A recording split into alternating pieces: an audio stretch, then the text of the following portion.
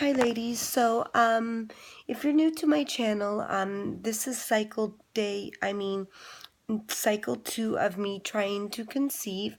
I did have a chemical pregnancy last month. That was my first postpartum cycle, after having our almost 5-month-old baby girl.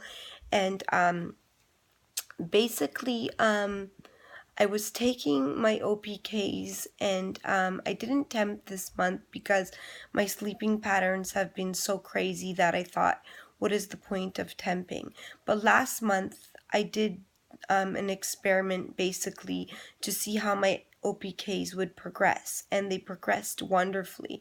I always used the Wanfo brand and the Wanfo OPKs, and they've always worked wonderful. Even the 2 years that I was trying to conceive, I used them all the time. Besides, I would always back them up with other a little bit more expensive brands. But after a while of seeing how wonderful they were, sometimes I would just use those. So they did gradually get from light to dark to positive last cycle, and I did end up getting pregnant, and I ovulated on cycle day 20. I got a positive on cycle day 19. I do have a couple of videos up on that. I ended up having a chemical pregnancy at 10 DPO. I had a positive first response early result on a 9 DPO, and then 10 DPO I had a 1 to 2 weeks, and then literally minutes after taking the test I started to gush TMI blood. Well, I don't know, and then I had my menses. I bled for 7 days like I usually do when I'm blessed enough to get a cycle. To me, that was not a blessing because I had lost the pregnancy and it was very hard, but I did bleed for 7 days like I would regularly bleed if I would have a normal cycle. And then I started to take the OPKs from cycle day 8 or 9. And if you're new to my channel, I was trying to conceive. I suffered infertility with our almost 5-month-old daughter, and for over 2 years trying to conceive her. Only the few times that I would ovulate, I would have normal OPKs, and the time that I conceived her and the time that I had my miscarriage before I got pregnant with her, were my OPKs not dark throughout the whole cycle. If you suffer infertility like PCOS or whatnot, sometimes PCOS can cause the OPKs to be dark throughout the whole cycle. I have not heard of them causing them to be light through the whole cycle, but I have heard and experienced myself them being positive or close to positive throughout like weeks and weeks, and then finally I would get a cycle. So that's why I was documenting my OPKs last cycle, and they were they went great, and then my temps confirmed ovulation. And so I always used, I don't know if I said this, but I always used the Wamfo brand, and I would use a little bit more expensive brand to back it up. But once I started knowing that the Wanfos were working so wonderfully, just as good as the more expensive brand, I would sometimes stick just to the Wanfo brand. Well, this cycle, I did have a chemical pregnancy. I have PCOS, endometriosis, thyroid problems, high prolactin. I'm not breastfeeding any longer. I haven't been breastfeeding in about 2 months. I can do a separate video on that, but there's reasons why I had to stop breastfeeding, and I'm still leaking a little bit. I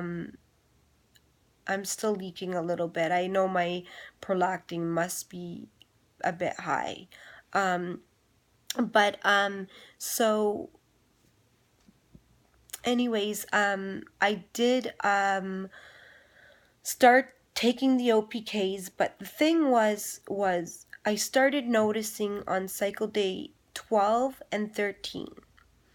I think only 2 times before, in those 2 years trying to conceive, I ovulated very early in the cycle and had a short cycle. So I was having signs on cycle day 12 and cycle day 13, and I thought, oh, this can't be, it's too early. But I had cycle day 12 and cycle day 13, I had really dark OPKs, and dark enough that I would think that the next day they would get positive. So and I also was checking my cervical position, and I did have EWCM for those 2 days, 2 to 3 days, and cycle day, I can't remember if it was 12 or 13. I have a very low sex drive, TMI, but cycle day 13, I was so much in the mood. It was crazy. We even BD'd back to back and whatnot. And I continued to take the OPKs and check my signs and symptoms. So cycle day 15, I did do an update, and the OPKs were left outside from UPS. I don't know how long. It's really cold where I am right now, so I don't know if that affected the OPKs. And then I had to call Amazon because they were all cut different ways. The dye was running on some of them. It wouldn't fully progress and whatnot, and they just were acting all bonkers. So, anyways, but I continued to take the OPKs and some of the OPKs that I had from last cycle, and I should have used those earlier when I had the dark ones, but I didn't. And so cycle day 15, I still had a dark, it was getting lighter, but it was still kind of dark. And then cycle day 16, 17, 18, 19, and then today cycle day 20, they have all been very light. I'm thinking I might have ovulated on cycle day 14, just because I did have those dark OPKs 12 and 13, and maybe something was wrong with the OPKs, and they just weren't giving the full positive, but they did look positive, but a tinge away from being positive. And now I hold my pee for 4 hours straight without drinking anything, and they still come out really light.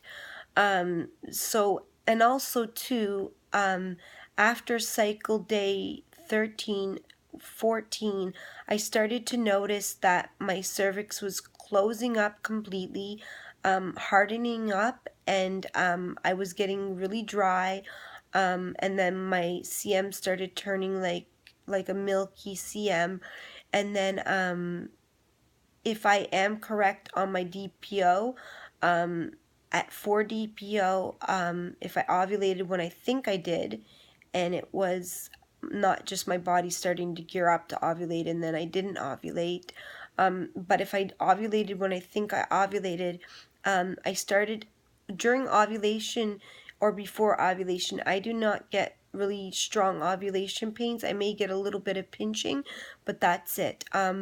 Now I have been having a bad taste in the back of my mouth, and I would consider myself right now 7 DPO.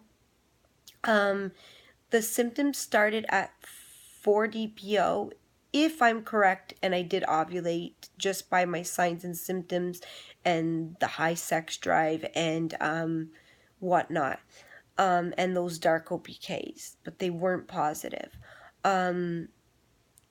I also too had to actually take Tylenol on cycle day 5 and 6 because I mean 5 DPO and 6 DPO, if I'm correct, that I did ovulate and I'm 5, 6, 7 DPO now. But I was having such groin, like pinching pain in my uterus area where like your ovary would be. I had this rotten taste in the back of my mouth.